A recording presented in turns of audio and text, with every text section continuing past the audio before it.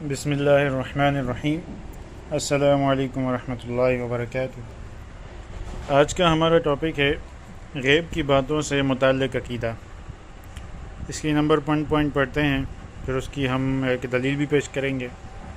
کسی سے غیب کی باتیں پوچھنا اور ان پر یقین کر لینا کفر ہے۔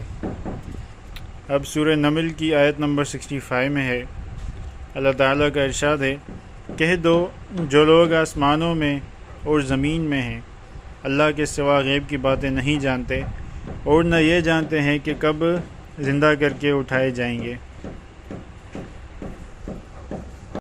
غیب کی باتیں اللہ تعالیٰ کے سوا کوئی نہیں جانتا، البتہ انبیاء کرام علیہم السلام کو وحی سے اور اولیاء کرام کو کشف و الہام سے بعض باتیں معلوم بھی ہو جاتی ہیں۔ اب انبیاء کا تو ہمیں سب کو پتہ ہے کہ اللہ تعالیٰ انبیاء کو پیغام بھیجا کرتے تھے، اور حضرت موسیٰ علیہ السلام سے خود اللہ تعالیٰ کلام کرتے تھے، خود باتیں، تو وہ ایک غیب کا علم ہوتا تھا جو اللہ تعالیٰ انبیاء کو دے دیتے تھے۔ وہ اس سے پہلے غیب ہوتا تھا، جب مل گیا تو وہ اب غیب نہیں رہا۔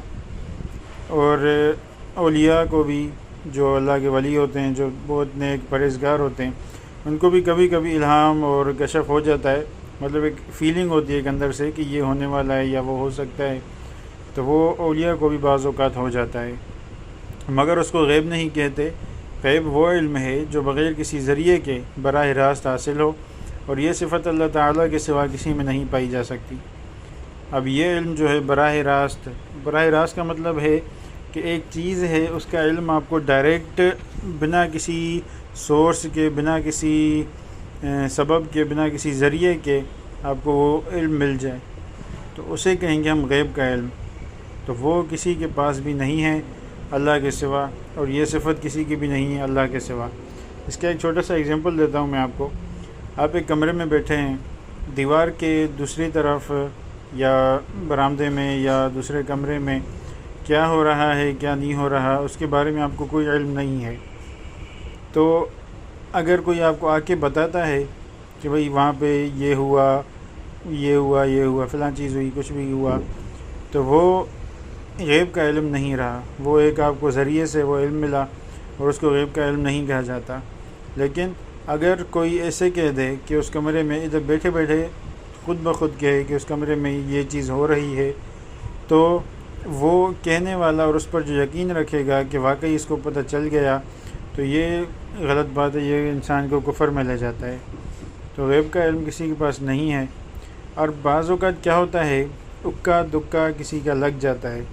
جیسے ہمارے یہاں ہوتے ہیں عامل حضرات، وہ کیا کرتے ہیں کہ مثال کے طور پہ ایک انسان ہے کہ اس نے کوئی بیمار ہو گیا، یا کوئی اس کو بیماری پکڑتے ہیں، کوئی بندہ بیمار ہو گیا، اس نے بہت علاج کرائے، لیکن اس کو کہیں علاج نہیں ملا۔ اب وہ چلا گیا عامل کے پاس۔ اب عامل نے اسے کہا کہ یہ چیز کریں گے، فلاں جگہ چلا کاٹیں گے، ایسے کریں گے ویسے کریں گے۔ اب ہوتا کیا ہے کہ ایک عامل سے اکے دکے کے ذریعے کوئی ایک بندہ ٹھیک ہو گیا، صحیح ہے، اب وہ عامل ہو جاتا ہے مشہور۔ اب وہ بندہ جو ٹھیک ہو گیا، اب وہ اس کے چکروں میں پھنس جاتا ہے، اب وہ اس کو ماننے لگتا ہے کہ واقعی یار اس نے میرا علاج کر دیا، یہ باقاعدہ کوئی زبردست بندہ ہے، اس کے پاس کوئی بڑا علم ہے۔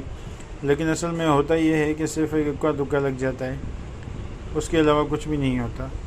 کیونکہ اگر آپ ٹیسٹ کرنا چاہیں عامل کو، تو آپ ان سے صرف چھوٹی چھوٹی باتیں ہی پوچھ سکتے ہیں، جس سے پتہ چل جائے گا کہ ان کے پاس کوئی علم نہیں ہے۔ مثال کے طور پہ آپ انہیں کہیں کہ بھئی، جیسے میں نے مفتی صاحب کا ایک سنا تھا کہ عامل کو کہیں کہ آپ یہاں پہ ایک پراٹھا لا کے دکھا دیں مجھے، اپنے غیب سے پراٹھا لے کے آ جائیں، وہ نہیں لے کے آ سکے گا۔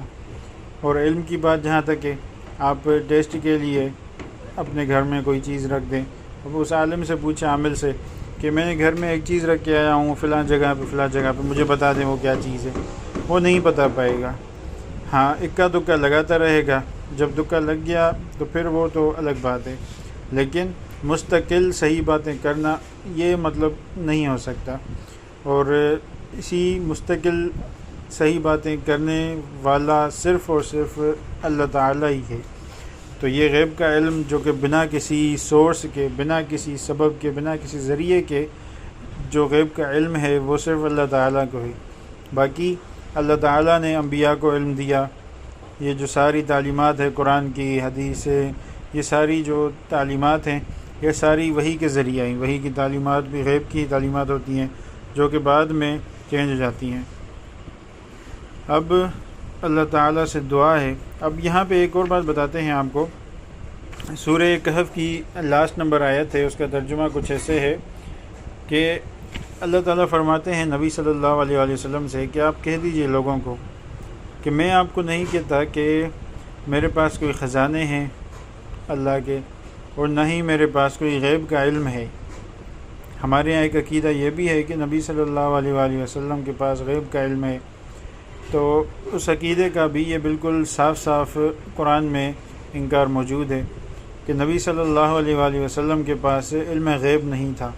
علم غیب کا یہاں پہ میں پھر سے آپ کو مطلب بتا دوں، علم غیب کا مطلب کہ خود براہ راست بنا کسی سورس کے علم حاصل ہو جانا، ٹھیک ہے؟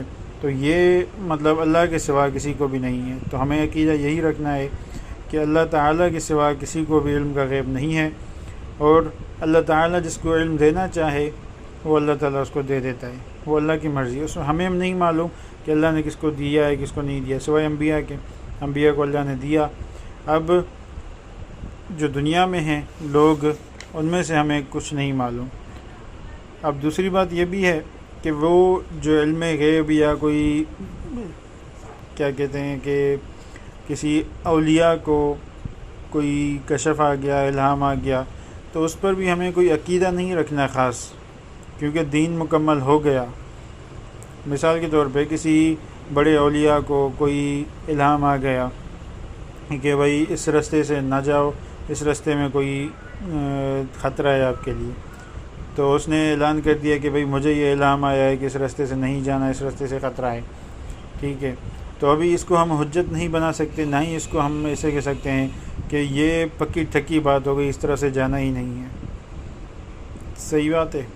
تو اللہ تعالی ہمیں عمل کرنے کی توفیق نصیب عطا فرمائے، اور اپنا عقیدہ یہ والا کہ علم غیب سوائے اللہ کے کسی کو بھی نہیں ہے، اس عقیدے پہ عمل کرنے کی توفیق نصیب عطا فرمائے۔ آمین۔